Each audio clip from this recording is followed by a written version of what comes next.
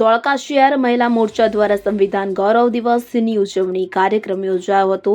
આજરોજ ભારતીય જનતા પાર્ટી ધોળકા શહેર મહિલા મોરચા દ્વારા ધોળકા શહેરના સિદ્ધાર્થ વિદ્યાલયમાં સંવિધાન ગૌરવ અભિયાન અંતર્ગત કાર્યક્રમ યોજાયો કે જેમાં કોંગ્રેસ દ્વારા બાબા સાહેબને થયેલા અન્યાય તેમજ નરેન્દ્ર મોદીની સરકાર દ્વારા બાબા સાહેબના બંધારણની 75 વર્ષની યાત્રા સમગ્ર દેશમાં તેની ઉજવણી વગેરે અનેક મુદ્દાઓને અનુલક્ષી કાર્યક્રમ યોજાયો હતો કે જેમાં બાબા સાહેબના બંધારણનું સન્માન કરવામાં આવ્યું।